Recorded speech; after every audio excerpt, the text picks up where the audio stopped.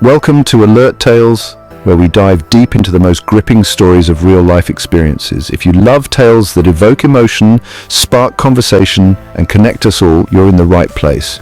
Don't forget to hit that subscribe button and join our community for more captivating stories that will keep you on the edge of your seat. I can't forget how my husband's parents just abandoned him in his final months. Last year, my husband, in his mid-20s, was diagnosed with end-stage brain cancer. To remove the tumor, he underwent 2 surgeries. The first was an emergency surgery, which felt like a heart attack for all of us. I don't want to rant too much about everything that went wrong or the people who drove me mad. Just to clarify, from the moment of his diagnosis until the very end, I did everything with and for him. In the early stages of his diagnosis, his parents were involved since we were young, and, well, they are or were his parents. They visited every day. After he was sent home from the hospital, they visited less and less. As I was his sole caregiver, he could barely move on his own due to the tumor destroying his balance, and his speech was distorted. Although after the first week I understood what he was saying, we had an arrangement that they would take him 1 day a week to give me some free time. There were many moments when I started to dislike them, especially his mom. She would say a lot but rarely follow through. My husband was closer to his mom than his dad and would drop everything if one of them asked for a favor before he got sick. He always spoke highly of his family and adored his mother. As his cancer progressed, we went to a different hospital to remove the remaining tumor, where he stayed for about a week. During this time, no one from his family visited, not even before the surgery. His mother kept talking about visiting him, but later said, "I don't want to think too much about it. I'll see him once he's home." I truly believed he would survive the surgery, and I still drove 6 hours each day just to see him. They removed almost half of his cerebellum. Before the operation, the doctor told him that he might not be able to speak at all, and that his right side would be completely uncoordinated, to the point where he couldn't even stop his hand from moving uncontrollably. His parents didn't even visit the week before we drove to the hospital. What's even worse is that in the months before he died, they barely visited once a week. I will never forget the conversation we had about his family, and I think, even with their absence during that time, it would crush them to know how he felt. I knew he loved his family, so I asked him if it hurt that they were barely present. He said, "At least now I know what to expect from them." I have no idea why that sentence broke me as much as it did, but I will never forget how he cried while talking about them. I'm still in touch with his parents, and it's all right. I want to keep them in my life, as they are a part of him. I just needed to vent somewhere because every time I meet with them, I see these memories, and it's just become a burden. I will take his last feelings about them to the grave with me because I know they were hurting too and are grieving. I just wish they had reacted differently and spent more time with him, especially since he seemed to thrive when his whole family was around.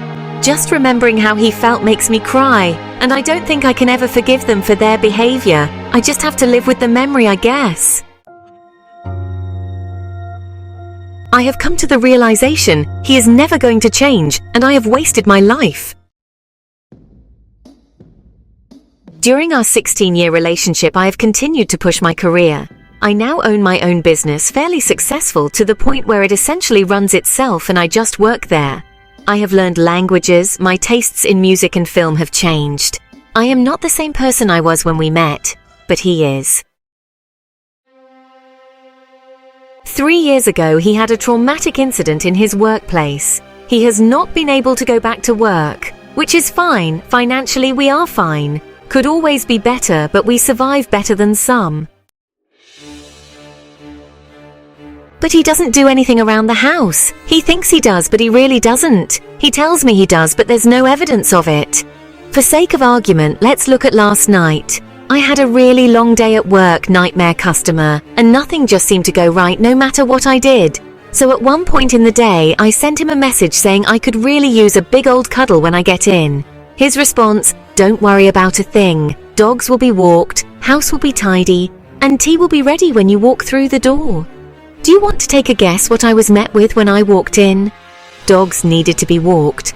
House was a mess, which I don't understand. It was tidy when I left. We don't have kids, and the dogs haven't used the 6 dishes that are in the sink, and not even a thought of what tea was supposed to be, let alone it being ready. I didn't say anything, I just gave him a kiss and started doing the washing up. I was really upset that nothing he said would be done, was done. But I didn't want to argue, I just wanted it done. As soon as I start washing up, he says, "Oh babe, don't worry about that, I'll do it now." Now, I didn't mean this any other way than what I said, but I replied with, "It's fine, I'm here now, I'll have it done in a minute," which I did. But in that minute, he had gone upstairs and started to hoover. Fine, great, wonderful.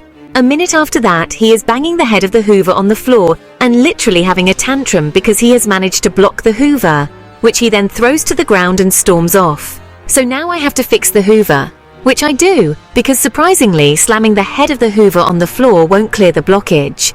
In fact, it just jams the head of the hoover onto the pipe, creating a vacuum. Don't do it. But reaching in and just pulling the blockage out will. So after I fix the hoover and proceed to clean the carpets, I go back downstairs. He is now sat on the chair in the kitchen, claiming that he has had a terrible day and that he is so incredibly underappreciated. Is this the whole sunk cost fallacy thing? We have been together so long, our lives are completely entangled. I never wanted to get married. I wanted kids at one point. But I feel like I've delayed that because I think deep down I don't know if I want them with him. He feels like the same person I met 18 years ago, and I feel like somebody completely different. I thought we would grow together, but he is never going to change, is he?